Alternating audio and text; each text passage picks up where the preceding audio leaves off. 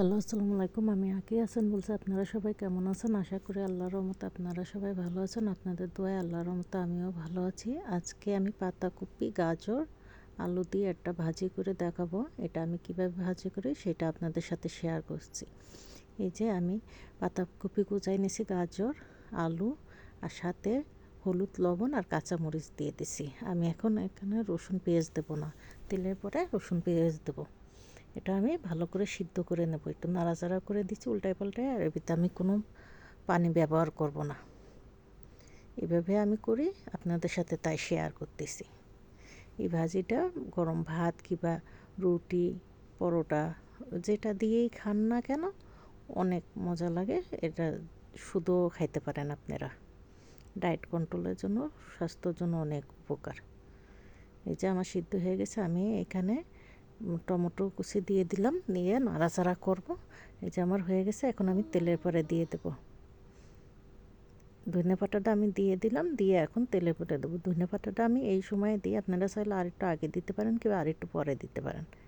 আমি কড়াইটা গরম করে তেল পরিমাণ মতন তেল দেব, দিয়ে রসুনটা আমি একটুখানি ভেজে নেব সামান্য পরিমাণে। রসুনটা আমি একটু আগে দিই, কারণ রসুনটা হলো কালার হয় না সহজে। পেঁয়াজটা তাড়াতাড়ি ভাজা হয়, রসুনটা একটু দেরি লাগে, এই জন্য রসুনটা একটু আমি আগে দিই, 1 মিনিট আগে দিই। একটু নাড়াচাড়া করে পেঁয়াজটা দিয়ে ভালো করে লাল করে ভেজে আমি তেলের পরে দেবো। আর এই পর্যায়ে এসে আমার ভিডিও যদি ভালো লাগে থাকে, লাইক, কমেন্ট, সাবস্ক্রাইব করতে ভুলবেন না। পাশে থাকা বেল আইকনটি ক্লিক করে দেবেন, পরবর্তী ভিডিও যাতে দ্রুত পৌঁছে যায়। আর আমার ভিডিওতে কিংবা কথায় যদি ভুল টুটি হয়ে থাকে ক্ষমার দৃষ্টিতে দেখবেন। এই যে আমি নাড়াচাড়া করে নিচ্ছি, লাল করে ভেজে নেব।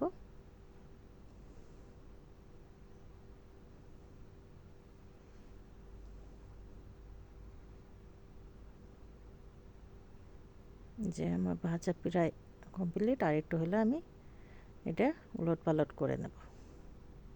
আর আমি চেষ্টা করি আমার ভিডিও যাতে ছোট হয়, আমি পারি না ওইভাবে ছোট করতে।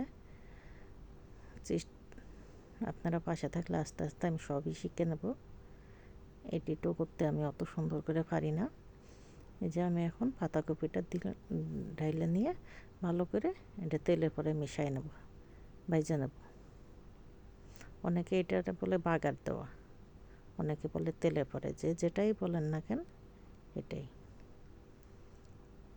যে ভালো করে আমি তেলের সাথে মশলাটা মিশিয়ে নিচ্ছি, পাতাকপি, পেঁয়াজ, মরিচের সাথে সব একসাথে মিশিয়ে নিচ্ছি। এই যে আমার ভাজা হয়ে গেছে অলরেডি। এভাবে আপনারা বাসায় ট্রাই করে দেখতে পারেন। ভালো থাকবেন।